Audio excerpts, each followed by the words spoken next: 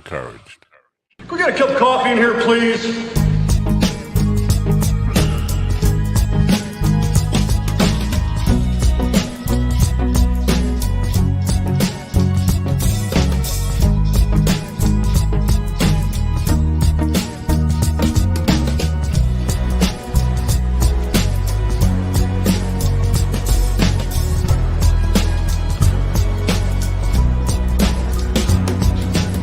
Damn good coffee and hot. Wake up, America. You've got a dog that needs walking. That's right, sunshine. Just put on a big pot of strong coffee and get ready to type your little hate mail with your opinions about kumbaya and flat earth insanity. Stand-up comedy? You want stand-up comedy? Well, we've got sit-down comedy. It's time for Coffee with a Dog. You make me laugh. I don't know about that. Something's a little weird. Oh, that gives you more, not less. I don't know. I just don't know anymore. I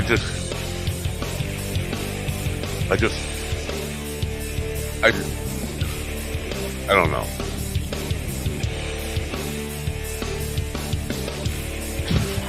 Oh yeah. Oh, good morning, people of Earth. It is Wednesday, February 28th, 2024. What should be the last day of Black History Month, but we figured, why not throw one more in there? It's a leap, I know, it's a leap. Anyway, so we have one more day to this month. 2 months into the year, how you feeling? Is 2024 everything you thought it would be? Not me so much. I've been sick most of the year. All of the year, actually. Got sick New Year's Eve. But you know what? Spring is coming, but I have, in case you need a recap, in the last 2 days, I've mentioned Fool Spring, and a big portion of the country realized Fool Spring yesterday. They dropped, in some areas, I think where Willie is, dropped 60 degrees in one day. They went from like, I don't know, 70 to almost 70 degrees to 10 degrees. Really? Wow, that's a drop. Anyway, so yeah, I told you it could happen, and it happened because I am the mind dog and I predict things for you. But it will warm up, and here it's pretty warm today, but it's kind of, I don't know, gray and kind of weird, misty, kind of spooky looking out there. Anyway, I hope you're having a great day today. Last night were the primaries, and people in Michigan, there was a primary, but people all over the politosphere are just arguing what it meant.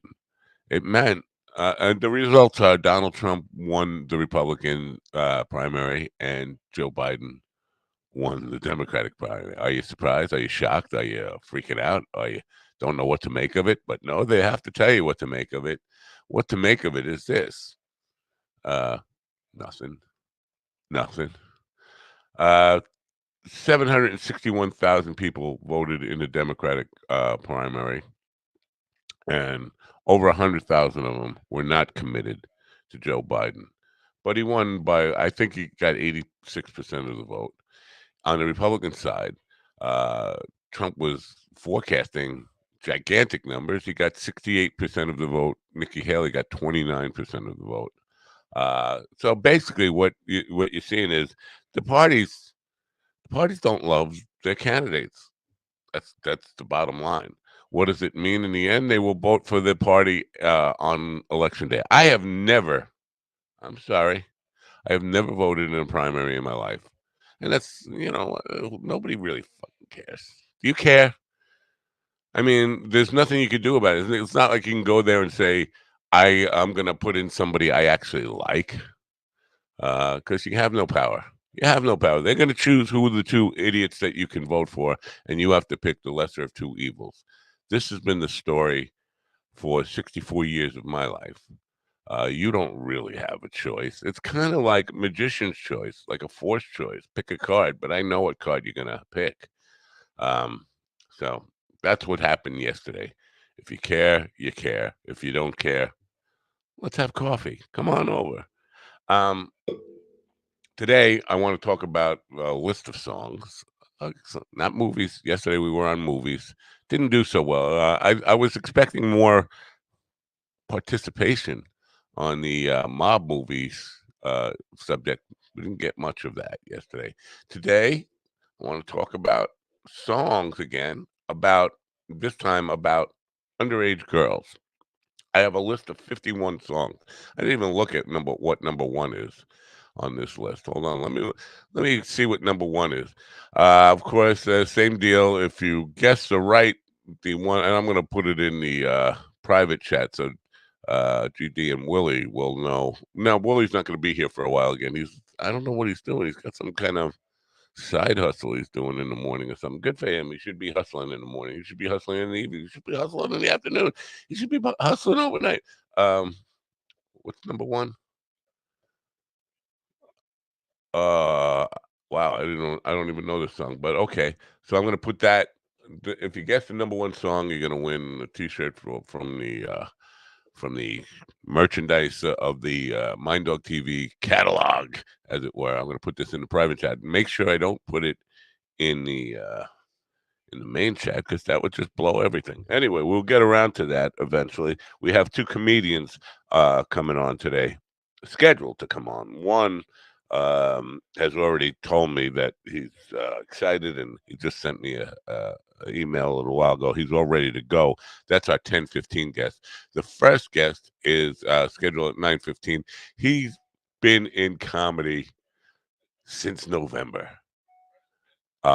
He's won a contest for comedians in the 2 year and under category, but he's been in comedy since November. I have to tell you, I have had a pimple on my ass since November. So we have that in common since November. That's what we have in common. Well, I'm just doing this for the sake of for whoever right now. I'm putting this in the private chat room now. Anyway, the Supreme Court this is an issue, interesting little thing today because the Supreme Court is taking up bump stocks and whether they are Donald Trump's ban on bump stocks is constitutional because it got to be an issue because in 2017, the Route 91 Harvest Festival in Las Vegas, you remember that, a mass shooting. Jason Aldean tried that in a little town, I'm going to run away when it actually happens. Jason Aldean was on stage when the shooting broke out. He ran away, didn't even notify the crowd to run away. He heard the shots and ran away. This is Mr. Tough Guy. Try that in a small town. Anyway, the guy was using a bump stock. Bump stocks can basically make your rifle shoot I think up to 800 rounds a minute. I think he shot 1,100 rounds in 10 minutes or something like that, something crazy like that.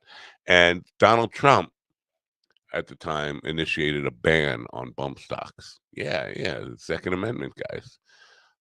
So it's interesting that now that's being challenged. Now, we'll probably say, well, it was a Biden ban. No, it was a Donald Trump ban. But the Second Amendment can't ever kind of, the Second Amendment people can't ever kind of, be honest in the debate about this stuff. So they'll probably make it a Democratic ban, but it was a Donald Trump ban. And one of the, in my opinion, probably one of the best things Trump did as president, and one of the forgotten things because there was so much crap going on.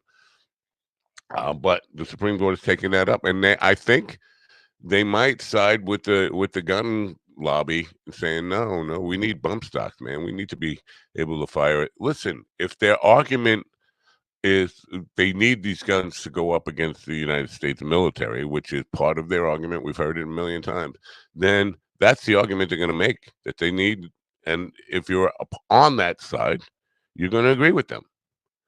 And the Supreme Court, even though they are Donald Trump's Supreme Court and very pro, they are inclined to make that decision to go with the gun owners against any kind of common sense.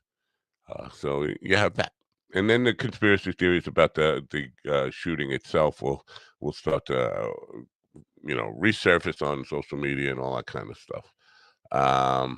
And there is one last thing I want to talk to you about here before we bring GD and the lone dog in the doghouse on Twitter today. I always go back to Twitter for interesting nonsense to talk about. So there's a post about the ideal woman. Have you any idea what the ideal woman is? Let me tell you what according to this post on Twitter, the ideal woman has no male friends. No male friends. Not one. Doesn't accept flirting. She doesn't accept flirting. Somebody flirts with her, she shuts it down immediately. She's extremely beautiful. I'm down with that one. Yeah, the ideal woman is extremely beautiful. Wears decent clothes. What does that mean? Decent clothes. She's covering up her titties. She's wearing long dresses, not showing any leg. I'm not so down with that one. I like, ideal woman. I like to see a little. Uh, that's just me. I'm sorry. I'm a pig. She's conservative, whatever that means. She's feminine. All right, I'm down with that one. Talks to males only till it's work related. Talks to males only till it's work related. I don't know what that even means. She talks to males only till, not if, it's work related. Only into marriage is the next one. What does that mean? Only into marriage. Has only female friends. Well, that's the same as has no male friends. Come on. Um, Lives a healthy lifestyle. Okay, what does that mean? She likes lettuce. What the hell does that mean? Lives a healthy lifestyle. She doesn't smoke, don't drink, don't drink, don't smoke. What do you do? She knows cooking. Yeah. Uh, knows cooking. She knows how to cook. Maybe you want to put that in knows cooking. Yeah, I know cooking. I know cooking. Um, I think. Listen, if I'm being honest, I think my mother's generation was the last generation of female cooks who were good cooks. Oh, did I really piss some people off there? I don't know. Have you tasted? I'm the cook, man. I'm the cook in this house. That's all I can tell you. And with every woman girlfriend I've ever been with, I've been the cook because I think it's a lost art among women. I think women they prefer to eat out. By the way, I want to talk about Wendy's. We're going to boycott Wendy's. Are you with me? Um, she has high morals, or whatever that means. High morals. She's not woke. Can't be woke. I'm your dream woman. Or your ideal woman. I'm sorry. She's religious and she hates degenerates. um, You know what? I would think the ideal woman doesn't hate anybody, but she hates degenerates. According to this is just according to Twitter. This is not my list, by the way. I just want to say that. Has healthy relationship with her father. What? All right, we'll get some of your opinions on this stuff. I just want to see there's a comment in the chat room already. Let's welcome in Dog Pound GD. Good morning, GD. Good morning there, Matt. Oh, Hi there. MindDogTV.com. Is your ideal woman outrunning you? Try the new Coffee with the Dog sneakers. MindDogTV.com. Oh yeah, I forgot about putting those sneakers in the store. I got to do that. It's just so much work. Bill Rhodes says it sounds like it came from a bad translation. The ideal woman list. Yes, that is what I wrote down. I wrote down the ideal woman fits perfectly on an AI created list. Do you have a list of what the ideal you're gonna say, "My wife is the ideal woman, I love my wife." But, did I don't have a list, but I did write down my ideal woman would be willing to settle for me. oh, that's yeah, that makes sense. Yeah, Um, she's willing to not degrade herself, but what's it called? Settle. Well, not just settle, settle. but yeah, settle. She's willing to settle. My ideal woman will settle for me. Wow. Well, that's interesting. Yeah, I don't know. You know what? If I had to put this list together, the only one that I would take from here, extremely beautiful. That's that's what matters most to me because I'm a Yeah, shallow. and I like smart women. I like smart women. Who, I like really who did I see? Some comedian had a bit about. Well, it might have been Erica Rose, or it might have been Sam Morril. Had a bit about men who claim they like smart women. I forget now. Anyway, it's just an interesting list, and I'm sure this was put together by some hillbilly. Uh, is that fair to say, hillbilly, redneck? I'm sorry. But listen to. I'll go down the list one more time, really fast. Has no male best friend. Doesn't accept flirting. Extremely beautiful. Wears decent clothes. Conservative. Feminine. Takes. Well, feminine. I like too. That would probably be on my list. I like. I don't like women who have a lot of manly or masculine characteristics about them. Talks to males only till it's work related. That I think that's like a lost in translation thing. I think they're yeah. saying talk to men only about work or if it's Yeah, work related. right, right. Or if it's work related, not till Right. it's work related. That's just only into marriage. What does that mean? I Only guess that into means they're not going to shack up with you. They're not going to uh basically they're not going to see shack up you, with you you speak or very fluent redneck, I have to say. well, I grew up in Baltimore, which is a very redneck city. No, All right. well, it used to be these parts of it. There was a part called Pigtown. So there are parts of Baltimore that are very rednecky. has only female friends. Now, most of the women I've known in my entire life have few female friends and they don't trust each other. That's just pretty common. My wife has about four, I would say four. That's about the number of female friends she has. And, there's always a little bit of, yeah. Uh, lives a healthy lifestyle, which is, you know what does that mean? Does that mean not drinking, not smoking, vegan? What does that mean? Uh, No heroin, yeah. no No, heroin before breakfast. knows cooking. She knows cooking. Oh yeah, then that's how you cook the heroin. So she knows cooking. Yeah. She knows cooking. High morals. So again, that's like what does even high morals mean? By the way, our first guest is not here. The guy who's been I have a question for the foul mouth teacher if he's in there. yeah, If he's Dan's there. there. Okay, I see him. Mr. Rhodes, actually the question isn't mine. The question is actually my friend. No, I'm pointing the wrong way. That way. The Reverend Jelly Roll. He wanted to know if he could use in his poster the foul mouth minister, not as his tag, but just as a quote in a poster You know what? because He what? yeah, he got some criticism because of that. But I, I think you know what, uh, it has its comedic value if it's if it's done correctly, it's set up right. Because you don't expect when you tune in on a Sunday morning, if you're up a Sunday morning and you tune into the show, and then he all of a sudden he drops a fuck bomb on you, then you're like, holy shit, this is not. But if he's just like rattling them off like Andrew Dice Clay, uh, then it loses its comedic value, I think, a little Right, bit. right.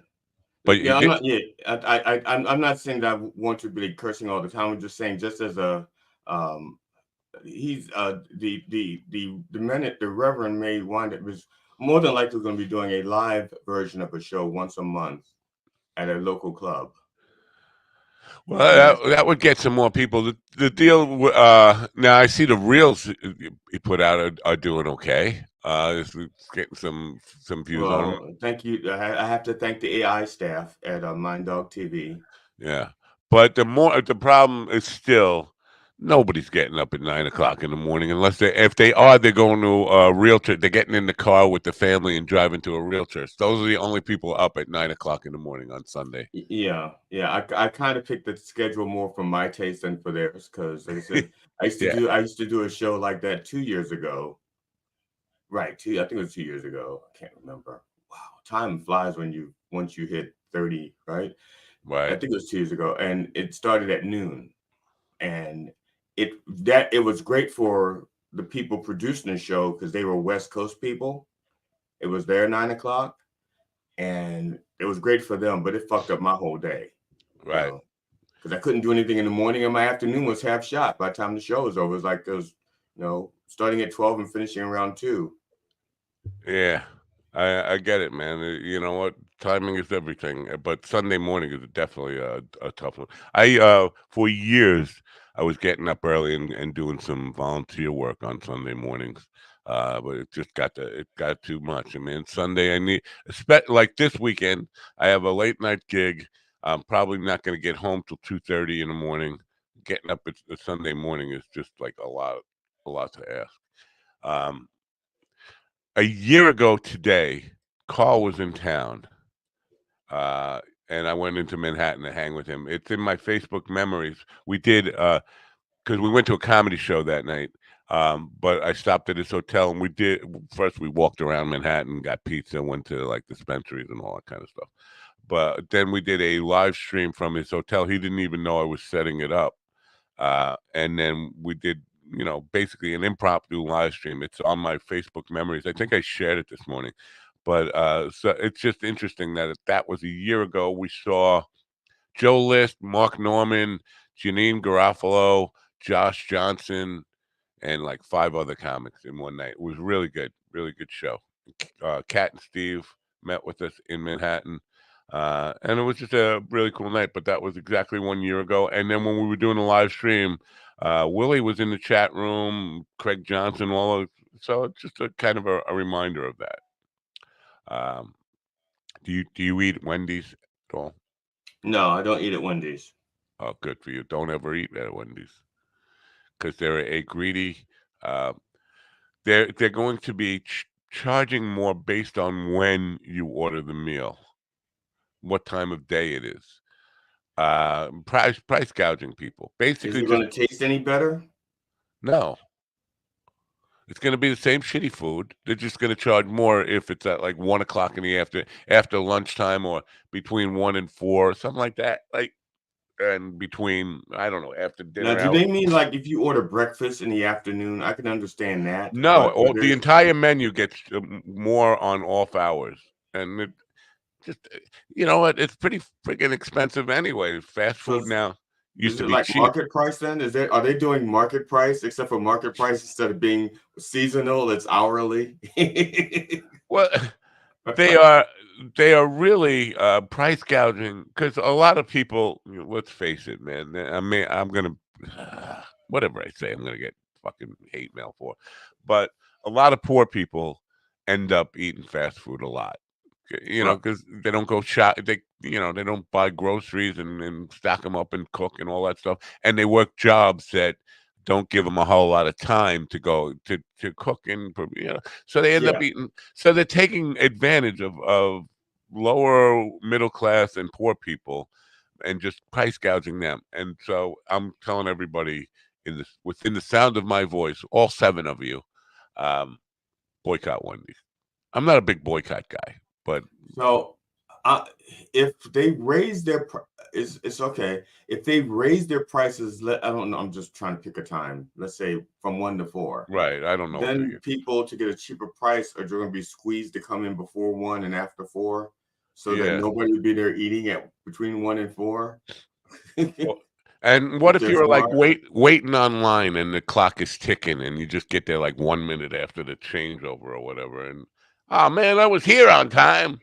Yeah, it's like voting. I was in line. I still get the vote. Yeah, Yeah, but I agree. I think those two bag boys that doing the Vim Wendy's commercial, that they should be out of work now for promoting such a thing. yeah, just make your prices lower and keep them low. That's what you should do. Right. Appreciate your audiences. There you go. You've already skimped on flavor and taste. Don't be skimping on, and service. Don't be skimping on prices as well. Right. I could have guessed. I could have guessed Guessed that our guest Guest, our first guest would not show. I could have guessed that. Is this the 2-month-old comedian? This is the guy who's been in comedy since November. Okay. Let me see. His name is Eric. See, this is a part of the weirdness too. Eric Gentry, but his email says Stephen Gentry. Um, I tried looking up both Eric Gentry comedian, Stephen Gentry comedian, got nothing. He sends me no information on him other than he's been doing stand up since November and was a finalist in a U.S. comedy contest this year, 2 years and under category. Like, I'm thinking, how many people 2 years and under actually enter a contest? Where was it? How many people were in this? So if you had 5 people actually in the contest and you were a finalist, you were in the top 5. Yeah, you're a Yeah. finalist with the day you sign up, I guess.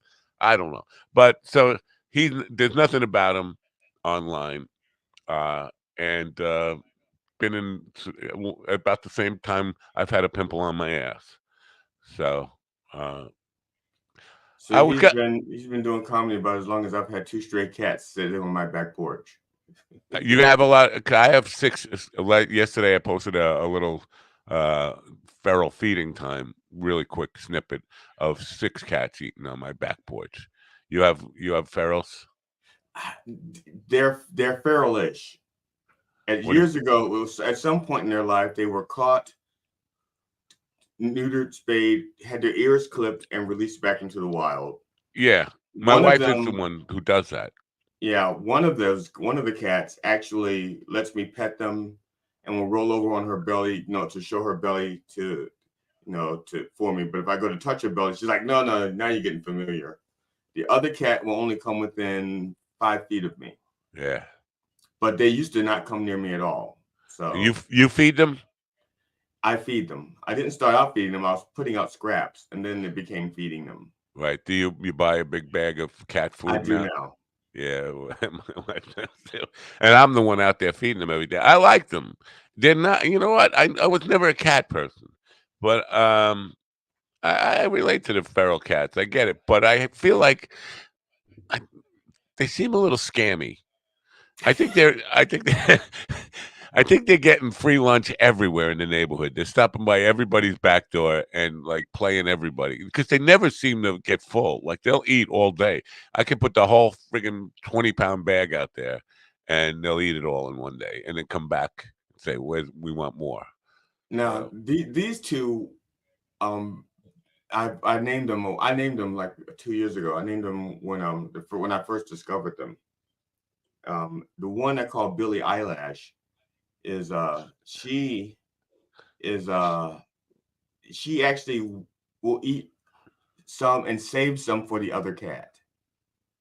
You know, and then now the one I call Buster, what he does is he eats as much as his belly can hold, and he'll call the other cat like, "There's food here," but he eats like as much as his belly can hold. It's like, gum, gum, gum, gum, gum. Then once he's yeah. full, he goes like, "Meow, wow, wow, wow." The other cat will come running. Yeah, no, they kind of the cats around here have foodar, like radar, but it's foodar. Uh, Mhm. you won't see any around till you go and put food out there, and they come from every direction. Like, oh, I heard it from half a mile away or wherever the hell they were. But I caught them like sitting on the neighbor's back porch. So Now mine don't do that. Mine, damn it, I- they they're are my yours. cats. They I are your didn't mean cat. to do that. But Billy and Buster, well, Billy doesn't. They have we have a pretty big yard. So the next house over, you're going to burn up calories going to the next house for food. You might as well just come back to my house and wait there. This thing is not energy efficient to go to any other house for food. You got to take a picture of them and post them. That's what you need to do. Post your ferals. I have a nature camera. I can set that up and catch them. doing whatever they do at night near the food. Well, my wife has had cats as long as I've known her, and most of them were ferals. When I first met her, she had 6 ferals in the yard, but they were all like almost domesticated ferals, and 4 cats in the house, and 3 of them were ex-ferals. And only one was bought in a pet shop. To this day, How we many have, in the house? huh? How many in the house? When I first met her, 4, and we, Okay, see, I have a rule that if uh, a woman is single and she has more than 3 cats, she's a crazy cat woman. oh no, my wife will definitely own. She owns that title of crazy. She Oh, likes okay. being known as the crazy cat woman.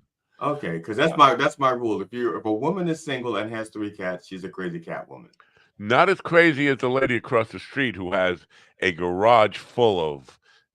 And this is how come we have a lot now is because the lady across the street has a garage full of feral cats. She had a stroke or something. Ambulance took her away, and all those cats were like left to fend for themselves. So now they're Mm. going all over the neighborhood. But my wife has always been the one trapping them, getting them fixed, and re-releasing them.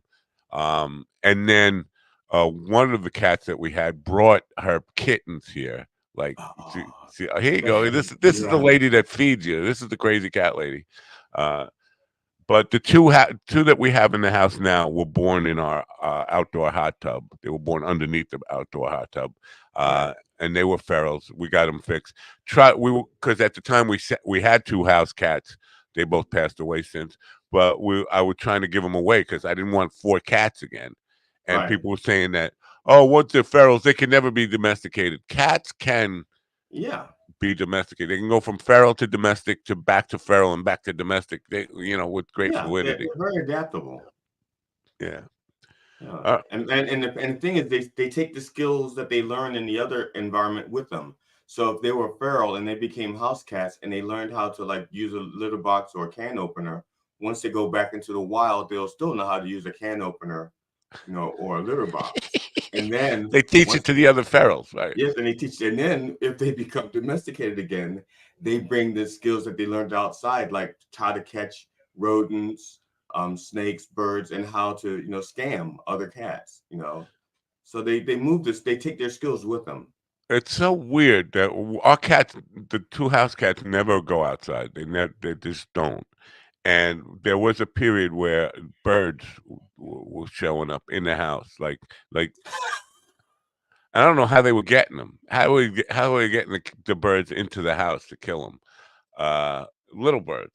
And then there was one on my front doorstep. Like I stepped out and there was just a bird laying there, like somebody had left them as a gift. Cats will do that. They Yes, yes, yeah, leave you a gift. Here's a bird for you. I didn't ask for a bird. That's not on my yeah. Christmas list. My little buddy, God rest his soul, Ali, he was the best hunter.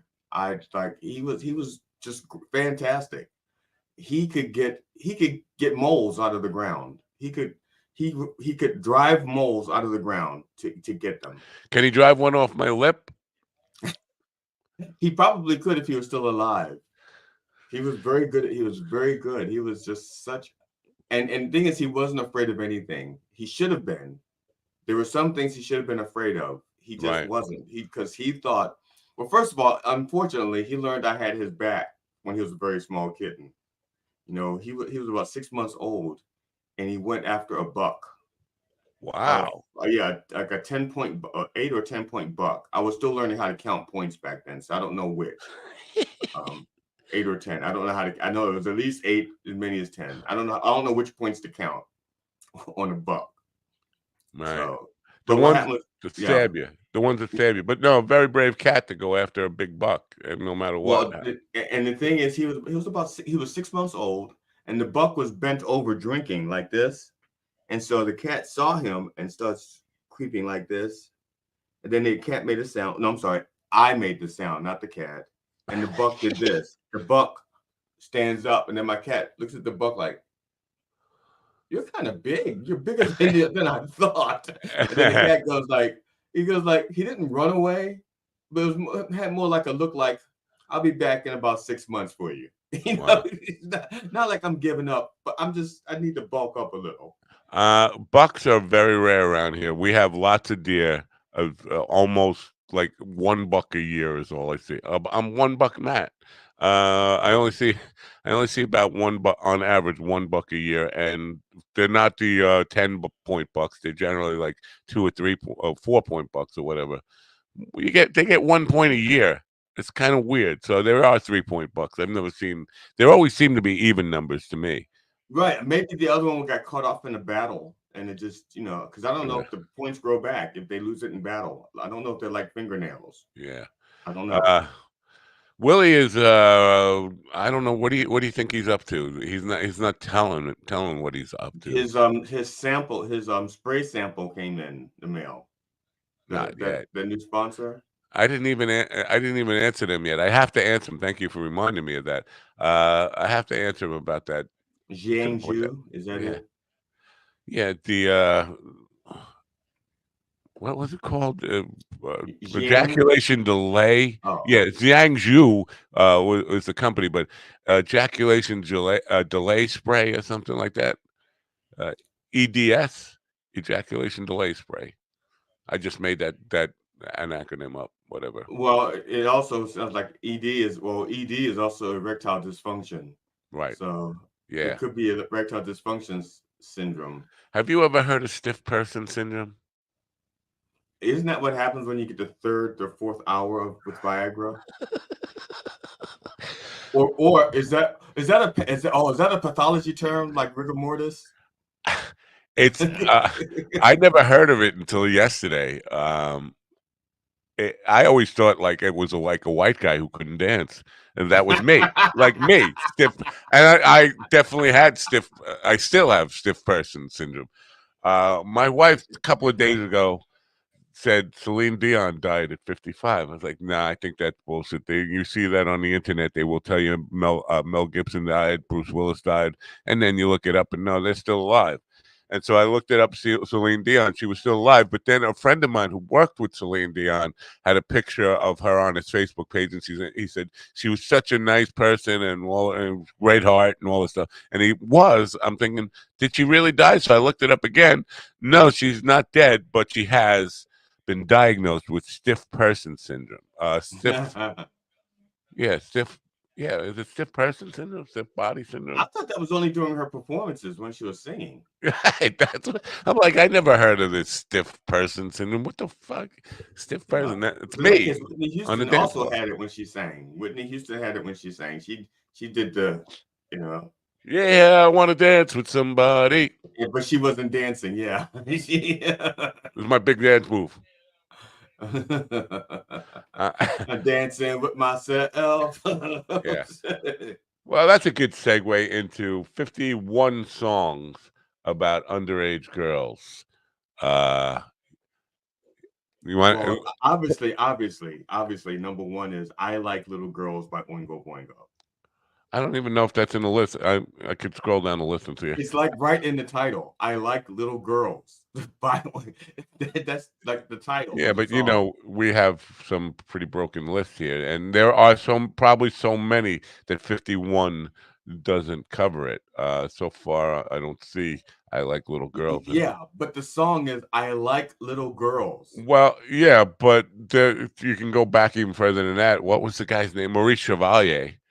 Thank Oh, heaven but for little girls. they get Uh, big, but at least in his case, they get bigger every day. yeah. Well, they turn 6 and then they turn 7. I'm not seeing I like little girls in this list. Where am I? Your list is broken. Okay, Of course, I said the that we get the a lot of list. broken. It's impossible to You get should get all of them. Are you getting a refund on these lists? Did you buy them in bulk? Is that what I happened? didn't buy them. Now some of these I'm just You looking got at these them. at Ollie's, some kind of like secondhand store, Some of these are going to Goodwill, be very questionable. Like I don't think that's about a little girl. Sweet Caroline. Not yet. No, that's not in the list. But let me. I'm just looking for. I like little girls. It's not in the list. No, it's not in the list. Um, so the first one, the number 51 song that they have in this list, I've never heard of. It's one of the few in the list I've never heard of. It's wait, where is it? It's called "You 16 Girls" by Travis, 1997.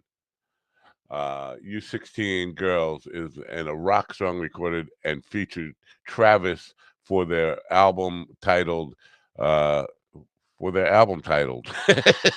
doesn't give you a name of the title. Uh yeah, they give you beats per minute and key and all that stuff.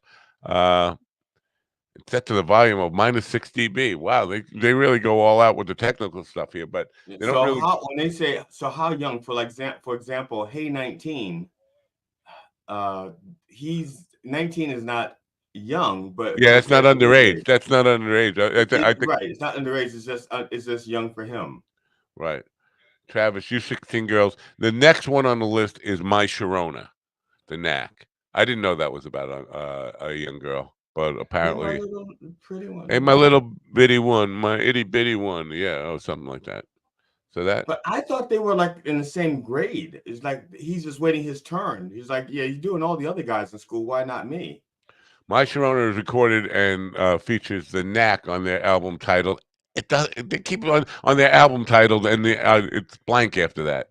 The duration 4 minutes and 55 seconds. The key is C major in the tempo of 148 beats per minute, and set to the volume of -9 dB.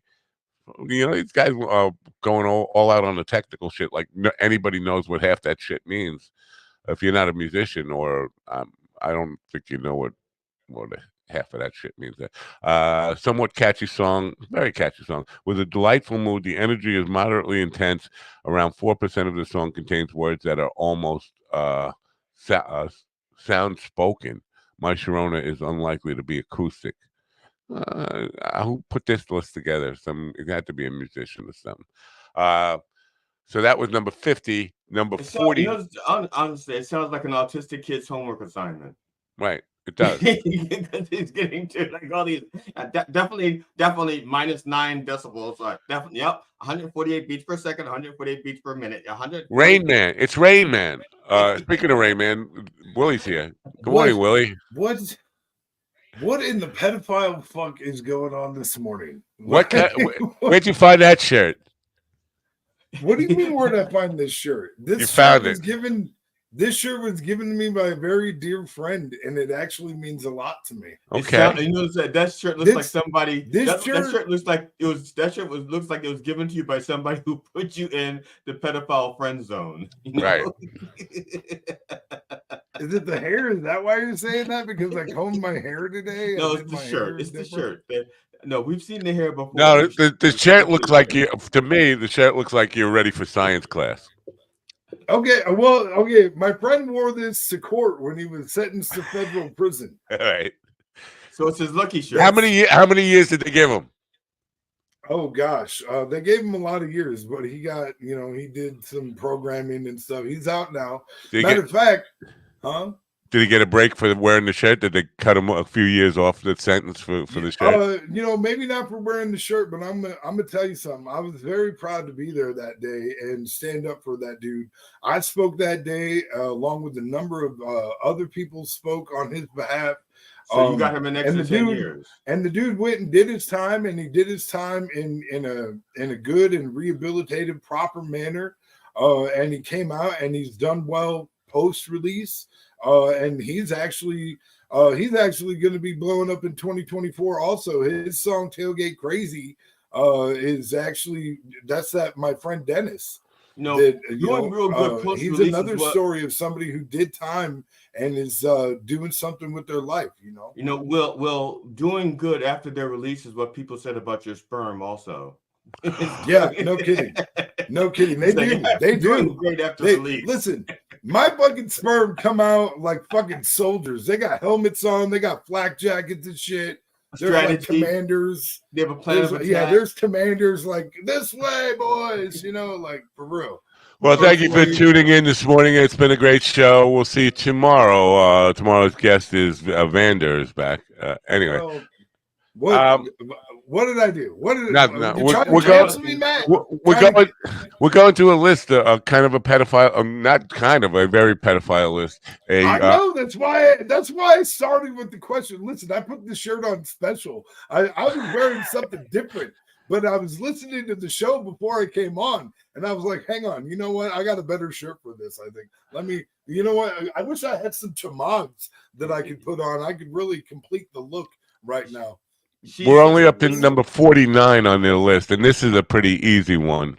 She's 16. She's beautiful. What is the list exactly? What's the list supposed to be? It's underage girls. The song's about underage girls. Okay, so what about O'Donna? Well, we're at 49, and the song is, GD just guessed it, you're 16, you're beautiful, and you're mine, 1973. You know how many guesses? You know how many times I've guessed? And this is like the first song that I've guessed. It seems like that was actually on the list. It's like everything else is like you've done it before. You've had a few. Yeah, Crack the Sky is next with oh Jesus. she's Jailbait by Crack the Sky. How about anything by Jerry Lee Lewis? His whole I was thinking the same thing. It doesn't matter what the song is. If Jerry Lewis sings it, it's in there. Jerry Lee Lewis. Hold on, is shaking going on? That was about a minor. You bet with me. Most of his songs are about cousins, so it's going to be incest and murder. Marry him, kill him. What sucks is I grew up adoring Jerry Lee Lewis because I was a big fan of Dennis Quaid growing up. And so the movie Great Balls of Fire came out when I was younger, and so I was all about Jerry Lee Lewis for the longest time. You reverse engineered him. You started off liking somebody who wasn't him, who portrayed him, and then worked backwards. Yeah, kind of, guy. Yeah. A lot of people got into Buddy Holly the same way. They start because Gary Busey played Buddy Holly. I got into Jim Morrison the same way. Val Kilmer's portrayal in The Doors is what made me want to dig into more of who Jim Morrison was. Hold on, one at a time here, Willie. Now, who played Jim Morrison? Who? Val Kilmer. Val Kilmer played Jim Morrison in the Doors movie. Oliver Stone directed it. Yeah. It was really good. You've never seen that? Oh my God, it's really, really good. Meg Ryan plays Pamela in that. So yeah, it's really good. I've never seen any of those fake. Well, I shouldn't say that. I have seen the Buddy Holly story, but other than the Buddy Holly story, I haven't seen any of the fake. I haven't seen the Elvis movie. I haven't seen Bohemian Rhapsody. I haven't seen the Bohemian Rhapsody was really good as well. I enjoyed that a lot. But I wanted to say that Val Kilmer actually sang those songs. Like he practiced so much and he was doing so well in rehearsal. They just used his actual audio. He actually OD'd twice during the shooting of the movie because he was. This guy. Has there been a fake movie about like Led Zeppelin? Has there been a that I just don't know about? I don't think so. Not that I'm aware of. But it could definitely exist. Like from the classic rock era, besides Queen, who is there another? I mean, there's Elton John, but that was like a Broadway musical weirdo type. Across the Universe, maybe? No, Across the Universe was that was like a fantasy version of Hendrix meets the Beatles or something. Across the Universe, or at least they just used a lot of their.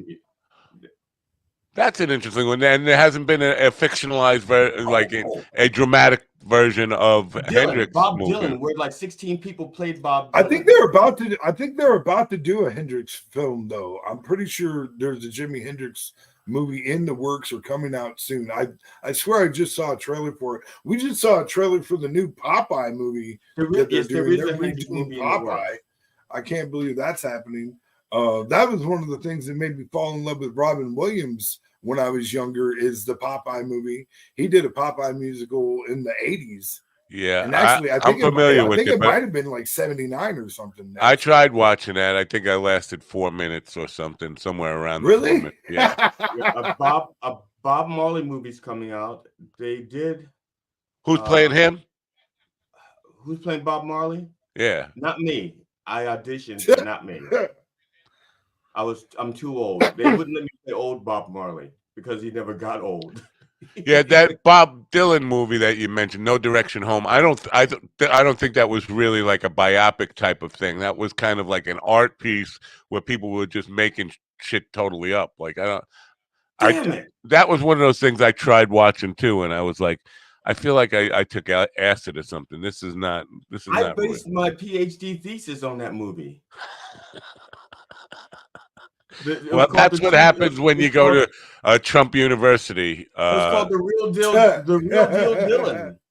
Yeah. Damn it. Hey, that you know what? I look like somebody who's about to apply for Trump University. I'm just, you know what? I'm pretty surprised that there haven't been more biopic dramatization type movies, like the Doors movie, of any of the other bands from the classic rock era that I can think of, like Aerosmith, Rolling Stones, Right. all those people. I mean, they probably. I mean, and I'm sure it comes down to money. The money's not right or whatever. Well, the story is, you know, Jim Morrison was an interesting story. You know what? I could say The Rose was probably as close to a Janis Joplin movie as you can get without actually calling it the Janis Joplin movie. Right. Right. She had an interesting story, but Hendrix had an interesting. If they die young, you know, I approached Jim Croce's wife about doing a movie about Jim Croce years ago, and she shot me down. She said she was doing one and didn't want to get involved with some amateur and all that, and wrote me a really nasty letter to back off, or she would sue me. Yeah, that's exactly what I called her. See, it must be true. Great minds think alike. Yeah. Wow. All right, number 48. Number 48 of underage girl songs. So why is you know what? Why was this the chosen topic?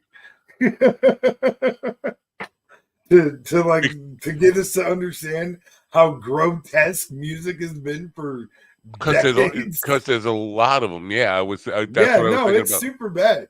Like you don't really like for a long time. I think people didn't think about it, but you know, it's amazing what you get used to or whatever. You know what I mean? Because like, you know, there's so much stuff today that's cringe or offensive or whatever, and truly is. You know what I mean? Like, and back then we just didn't see it. We didn't really, you know, it was like not even a second thought to say some of the things that these guys are saying.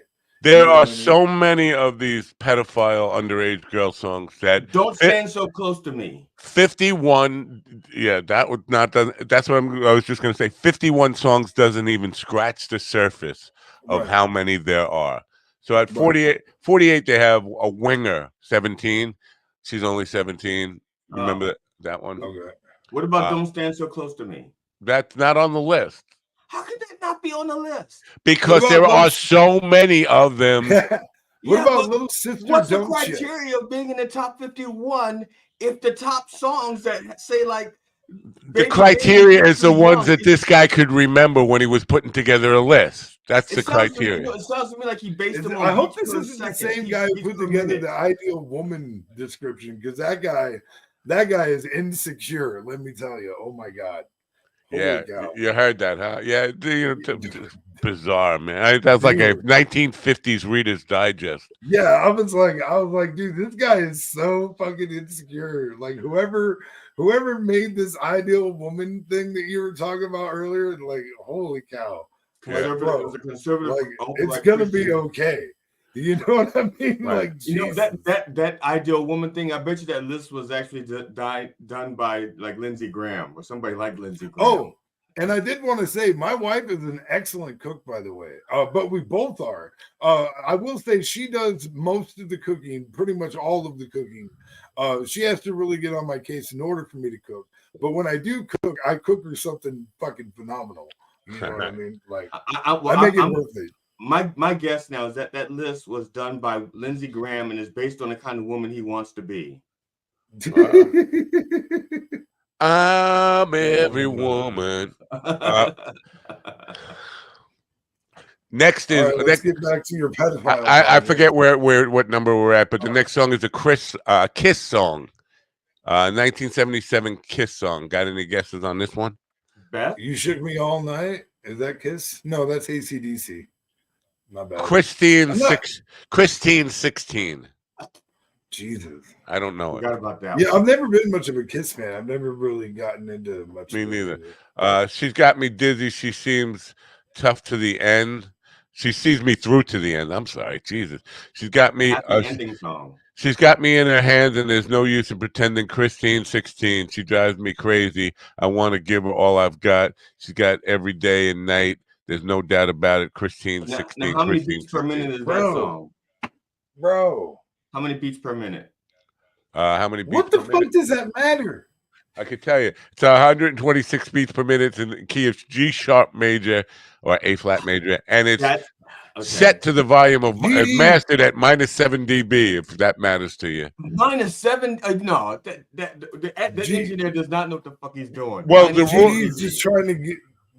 GD's just trying to figure out if he can get his stroke count right. Yeah. Is probably what he's. The trying to rule in before the digital age was everything should be mastered at -6 dB. That's what radio stations wanted it at, or as close to -6 dB as So you you can have get. to keep adjusting everything. Yeah. Next song is a song by Sublime. I'm surprised that this is about an underage girl. Something about staring at her tits. I remember that line in the song. What It's the called fuck? Wrong Way. Are you familiar with Oh, Richard? yeah, the yeah. Wrong Way. I'm Yeah, familiar with the I know Wrong that Way. song. I know that song. I Yeah. didn't know it was about It's- underage. I just thought it was about bad touching. Yeah, well, I always thought it was about a stripper. And I didn't think it was about an underage girl, but apparently, and they don't give you any of the lyrics that indicate why it was about an underage girl there. Maybe they asked the author, and the author said, "Yes, it was about an underage girl." Right. I'm sorry, did I say that out loud? What's the statute of limitation on statutory rape? Jesus. Yeah. Are you familiar with Richard Lounge? Richard, Richard. Lawn Now that lounges. no, of the Richard Lounge Band. He does jazzed up Las Vegas style lounge versions of all of popular No, songs. you're talking about Richard Cheese. Who is it? Richard Cheese is his name. Oh That's yeah, what yeah, it was. yeah. That's right. Yeah. Richard Cheese, I know about. Yeah, he's fucking hilarious. He I does love that. He does the Wrong Way, and I remember him saying that line was about staring at her tits, cigarette hanging from her lips, but I'm staring at her tips. That's right, baby.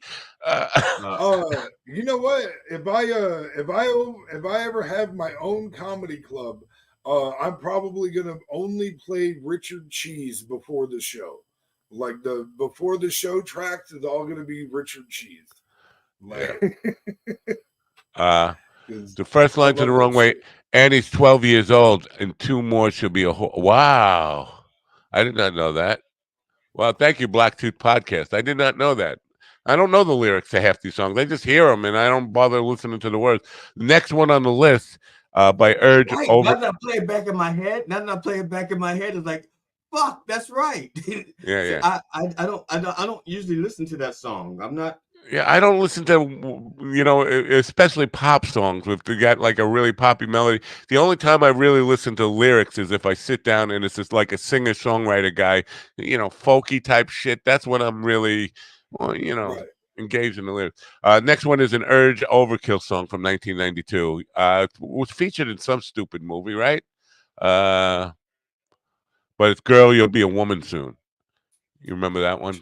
Girl, you'll be a woman. Well, nowadays anybody that song could be about anybody. Boy, you'll be a woman. Man, That you'll be a too, woman. sooner or later.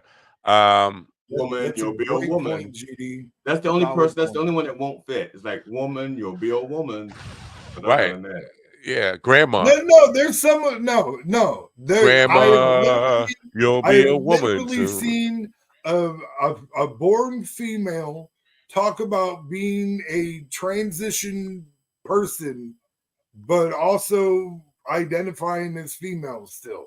You just You know, confused like- you confused Yeah, the hell out of bro. me. It's too early in the morning. Yeah. No. When she was talking to me in this way, I was just like she's got to be fucking with me, right? did know you what I mean? did you Like- say to like- her? Did like, you say to her, how are mom? you Why are you telling identifying me as a this? transfer? Huh? Did you say to her, mom? Why are you telling me this? I'm too young. I'm too young to process Ma, this." did you take your pills, Ma? Take your pills, damn it. I think I need to go back to bed and start over today.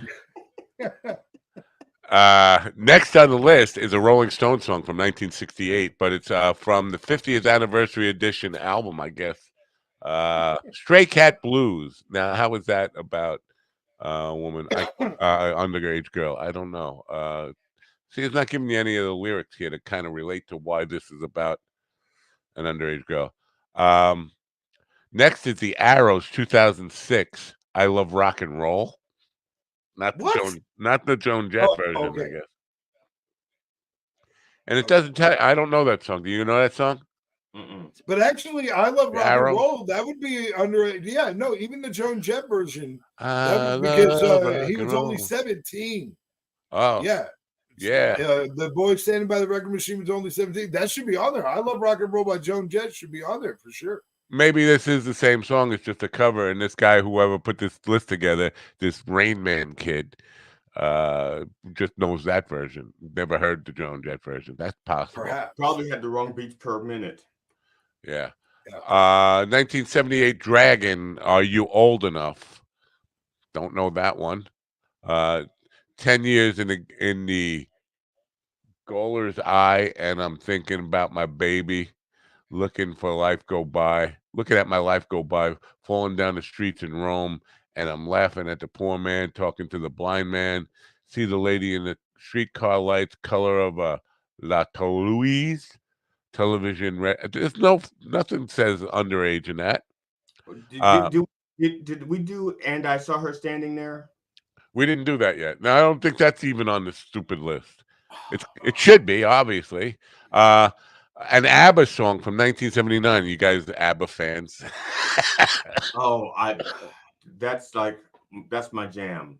That's ABBA's your my jam? jam. All right, That's so my you jam. should know an ABBA song from 1979 that's There's a not one ABBA song underage that girl. I know. You go ahead, quiz me. I know every single No, ABBA you song. pick one out that's about an underage girl. Mamma Mia. I don't. Afternoon Delight. Is that ABBA? What the hell? No, that's not after. That's not ABBA. Afternoon Delight. That's All right, let me give you some of the lyrics. You're so hot teasing me. You're blue, but I can't take a chance on a chick like you. That's something I couldn't do.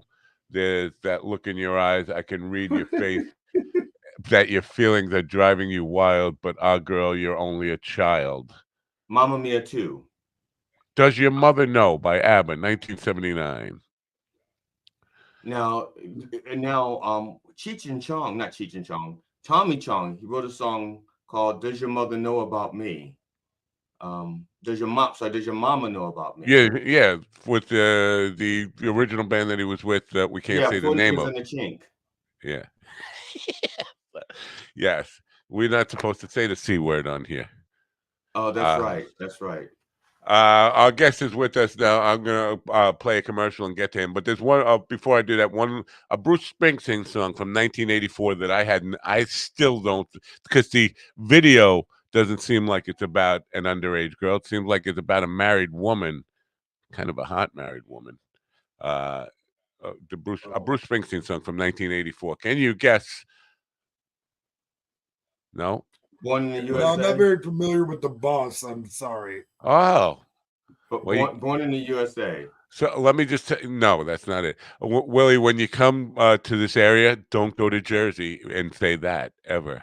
Don't ever. Right. No, I got it. actually no. Actually, to be fair, I'll probably brush up on some Bruce Springsteen before I come, because one of the things I'm very aware of those regional kind of things, and because people will find disfavor for you very quickly about things like that, for Yeah. sure. I'm on fire. Oh, I was gonna say blinded by the light, but okay. Blinded by the Light was way before 1984. I think that was from 1973. So anyway, yeah. So our next guest, our only guest today, because I kind of had a premonition that the first guest wouldn't show up, Mister. I've been in comedy since November. I've got a wart on my fanny since December. So there you go. Well, he came in third in the contest with 3 people, so he did a good job. There you go. All right, we're gonna play. February is almost over. We got 1.5 days left, or 1 3/4 days left to get on the BOGO deal at True Fire. So we want to stress that buy one get one free of everything they offer on TrueFire. You want to learn to play guitar, TrueFire is the easiest and most efficient way to learn how to play guitar. Check out Now, can TrueFire. I do the voiceover for this for February? Can I do the voiceover for this commercial? No.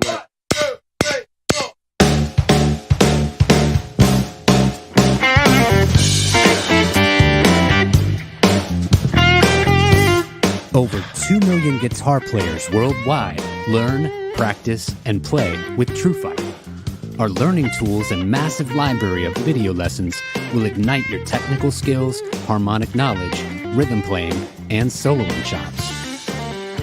TrueFire's educators are the best in the biz, from Grammy Award winners to world-renowned artists.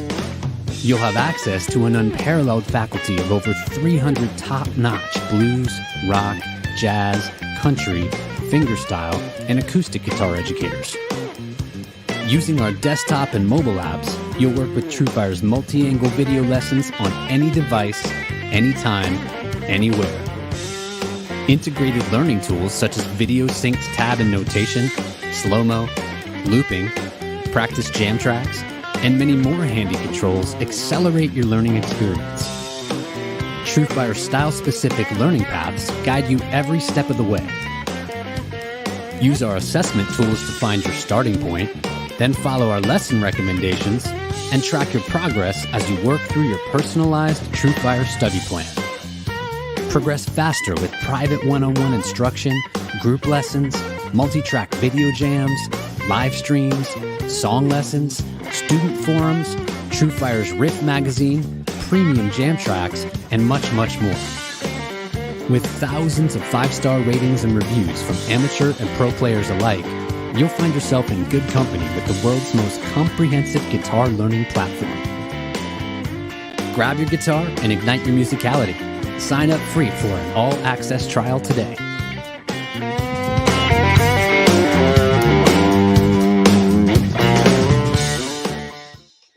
All right, I'm going to do the voiceover for that. I could teach you the pentatonic scale, the heratonic scale, I could teach you all kinds of scales. Yeah, I could be like an old blues singer teaching people how to play guitar. Let me do the voiceover next time. Absolutely not. Absolutely not. That was awful. A song about it like that. Here it go. Yeah, that's the same. But you let Willie do all the voiceovers. I asked to do one thing. One thing I asked for February, and I can't have it. Well, you fucked up the audition. What can I tell you? Try audition. We'll let you re-audition, but that one didn't cut it. I'm sorry. I gotta wait 11 months to audition again. Damn it. Well, Well, for the BOGO sale, maybe they'll have another BOGO sale. We'll let you do the one for the ejaculation delay spray. You can do the voiceover for that one. How about that? Yeah. I'm gonna do the video, but you're gonna do the voiceover. I'm gonna fuck up the pronunciation of this gentleman's name.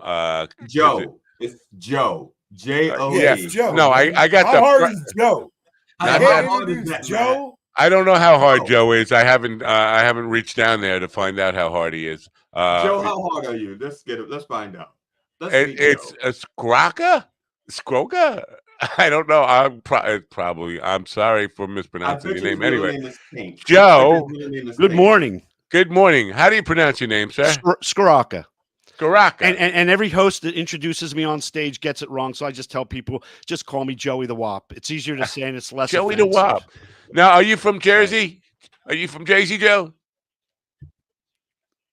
Are you from New Jersey? Yes, South. Grew up in Wildwood, and I still live in Cape May County. So you know all about Bruce Springsteen, and Willie is not familiar with. He's from where's he from? I mean, I know he's from Iowa. Songs, but I don't know them. I don't know them. You know? Anyway, he's from like Corn Blossom. So, Iowa. but what he was just saying he's going to brush up on some Bruce Springsteen before he comes to this area. See, I don't think people in Jersey give a fuck if you don't know about Bruce Springsteen. No, well, see, I like to do I'm gonna hit some karaoke spots, you know what I mean? And so I want to sing what they want to hear, you know. No. Well, a lot of people don't want to hear Bruce Springsteen in karaoke because they have Bruce Springsteen live all the time. So don't worry about it. Maybe some Bon Jovi. Yeah. Oh, all So, right, Joe, all right. you got started kind of late in life in comedy, correct? Yeah. I got started the month you got that zit on your butt in December. What? No, no, seriously, you've been doing it longer than that. Not No, maybe not much longer. no. On, I, s- I had some really crazy relationships, and I woke up one day in December last year, and I said, you know what? I'm done with these crazy women, and I want to just go and have some fun and do something that won't be distracting. And I said, let me try stand up. So December 14th, I did my very first open mic. Never did any acting, never did any stand up, and it was at a bar in Toms River, New Jersey, and it ended up being a biker bar. And I'm sitting Wow. there staring down a group of a notorious New Jersey biker gang, and I got out unscathed, so it was okay. Let me tell you something. My experience with the biker groups, because they don't, biker clubs don't ever use the word gangs. Biker club, they are the most supportive people in entertainment you'll ever find. If they like you, they will travel the world to see you, and they'll support you and bring more people out. So maybe that was a good thing to bust your cherry in front of a bunch of bikers. But if they don't like you, they're going to gang rape you in the back. Yeah, yeah. And that's what I was worried about, but they didn't. So they must have liked me. But they said if I go back to that venue again, I have to wear one of their vests that says that I'm Rocco's bitch, and that's maybe when they'll gang rape me. So what was your life Sounds experience? like they might like you too much. Professionally wise, what was your life experience before? I have a degree in accounting and a master's in tax law, but I'm a mortgage broker by day. But I just wanted to always try stand up, and I did that open mic just because the next night a friend of mine that has a comedy club in Wildwood, he basically said, "Look, I saw a tape. You're funny. I'll give you 5 minutes." So I wanted to get my feet wet before I went on his stage, and that was the beginning. And I've done over 35 shows since December 14th. I'm in a contest too, unlike your no-show guest, the funniest person in Delmarva, which I want to win that contest for no other reason that I'm in New Jersey, and to bring that Delmarva prize to New Jersey will really piss a lot of people off in Delmarva. Right. Now, do you have any good amortization jokes? I do not. I do not. I'll Because sell you one. there's I'll nothing. sell you one. Yeah. I'll sell you one for the Delmarva contest. It'll kill. It'll kill. When I used to Listen. go to closings and go over the mortgage package, I would tell people not to look at the amortization schedule, but they didn't laugh at that. They just kind of got pale in the face. It was your delivery. It was your delivery. I can work with you on that. I can teach you how to do. I can teach you how to do good accounting jokes. So like, Yeah. don't worry. Before you hit this 30th year, you'll be dead. Don't something like that. It's Yeah, more like you- if you're going to study a craft, study it from a guy who doesn't know anything about the craft. Right, exactly. Anyway, But But yes. I'm still in the mortgage business, but I would love to get out and be able to make a living doing stand up. And I'm getting a lot of attention. Obviously, you were cool booking me on this show. I've been on some podcasts, and Yeah, I just played you know what? Rodney. It seems like you're hustling, because since December to be on Yeah, like you're 35 ambitious. shows or so, that's a Yeah. lot. Good for you. Yeah. Yeah. That's the right way to do it. Good. To get out there and just do it and do it Well- and do it and do it and do it. And Also, I think Matt will my book anybody who's bald with glasses.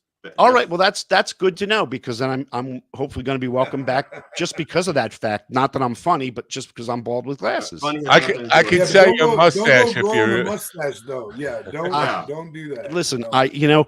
I talk about getting into stand up because of just crazy relationships and not wanting to get into any relationships. And of course, now I'm about 2.5 weeks into a new relationship with this beautiful Italian girl, Gina Lucia, and she wants me to grow my hair. So next time you see me, I may not be bald. I don't like the hair, but she likes it, and so So this is going to be like being a from the neck, 62-year-old from the back. pussy whipped man, that's what I have It's to going do. to be like from the back, comb over. This is going to be like from the back, comb Yeah, over.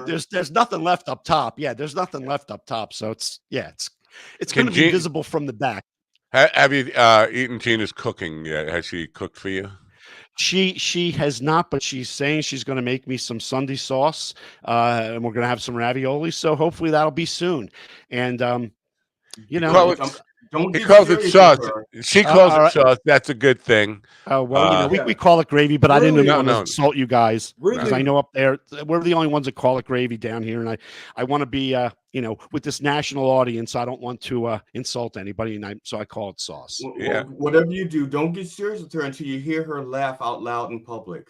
Because there's nothing more embarrassing than having someone at your show who laughs at your jokes, but they're laughing and it's embarrassing. Or- From the first phone call, I had her laugh, and she has a good laugh. She's a good. Oh, okay. She's Right. she. Yeah, you know, and she- see, yeah, I can't believe you think I'm that just gonna say he she's would have to she's a wait good that long she's to a good hear her fit, laugh fit for for the me. first time, GD. Jeez. But Now, podcast. Does your son have a podcast? Yeah, that's my goofy son that reached out to you about those lyrics. Black Tooth Podcast.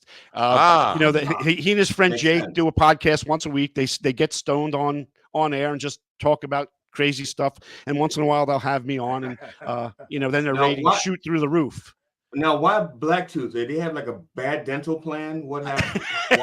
Why Blacktooth? It's funny you ask because I've never asked. I have I don't want to get that involved in it. But I'll ask him. If he pokes his head in the door before we go off the air, I'll ask him because he's here. Because I need him to set all this up. I have no clue how to set this stuff up. Is he a comedian as well? No. He went to Hofstra for film production, and he was down in Louisiana before COVID, working on a few films and some TV stuff. And because he wasn't in the union when COVID hit, they didn't bring him back because they only wanted people in the union because of being able to control getting the vaccine and all. So he's back in New Jersey as a short order cook, but he's very talented at what he does. So maybe he'll film his old man and maybe get me some likes on YouTube and tick whatever it is. Very cool. Well, you know what? Take that one. Yes. So is he support? Because this is new, right? People didn't know you wanted to be a stand-up comedian your whole life. You kind of just came out with it in December. Yeah, and he's very supportive, and he is brutally honest. And he would tell me, dude, don't do it. You're going to make an ass of yourself. He's my harshest critic, but when he compliments me, I did a show last Wednesday at Rodney's in New York City, and he was very complimentary of it. He said it was, almost flawless, which, coming from him, it's a good critique because he would say, look, you made an ass of yourself. Get the hell off the stage. Rodney's, is that in the same building where Dangerfield's was? It's the same building. They renovated it, but it's the same stage. I have to tell you, you can feel some energy in that room. You really do, just for all the history in that building. Very cool. Willie, write that down. You got to go to Rodney's. Yeah. A lot of people I know have been there since it opened, and I knew that Dangerfield closed, and they said it was going to open again, and then all of a sudden I'm seeing Rodney's everywhere, and I'm like, I wonder if that's in the same building or if just they moved it someplace and all that kind of stuff. So good for you. You're doing that now. I thought I saw on Facebook you have a feature spot coming up Friday night. Do I have that correct? Yeah, feature spot coming up, and then I'm going to headline next Thursday, the 7th, on a show that I put the show together. So I made myself the headliner, but it was a show that I was asked to do by a group of people down in North Wildwood, New Jersey, and so we're expecting a good crowd for that. So it's going to be my first 30-minute headlining set. Very cool. Now, nice. have you? I'll say during your first 30-minute set, it's a big difference physically. Okay, it's a physical different. So have you practiced during your 30 minutes already, so you can do it physically without getting to the 25th minute and starting to lean on the mic for support and the mic stand for support. Look, I may be 62, but I go to CrossFit. I'm good. I'm 64 and I go to the fridge. That's not the question. I'm sorry. Did you say 6? Did you say 52 or 62? 6'2". I'm gonna 6'2". 62. Youngster. Cool. He's a youngster. He's a baby. Youngster. Yeah. Right. What's the longest set you've done before this half hour that you're 20 minutes? 20 minutes is the longest set. That was the very first show because they just kept me talking because nobody else was ready to go up. So I started pulling. I was ready to do like an 8 to 10 minute set, and I just started pulling stuff out of my head that I'd never even written down. So that was interesting. So I guess that would be considered improv. I think it's very important, especially early on, to stretch outside the comfort zone.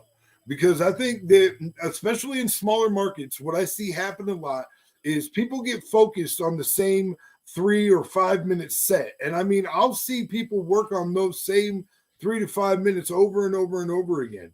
And it's just like, allowing yourself to stretch into longer times than you're comfortable with, like, and doing newer material and just throwing stuff out there and seeing what hits and what doesn't. Like, I think it's crucial. But I will say that the other thing that I noticed is that when you make that jump, there's going to be like an energy wall that you hit that you're not used to hitting because you haven't done that much stage time before. So like, just remember when you're up there and you feel yourself hitting that energy wall, just ram it with your shoulder. You know what I'm saying?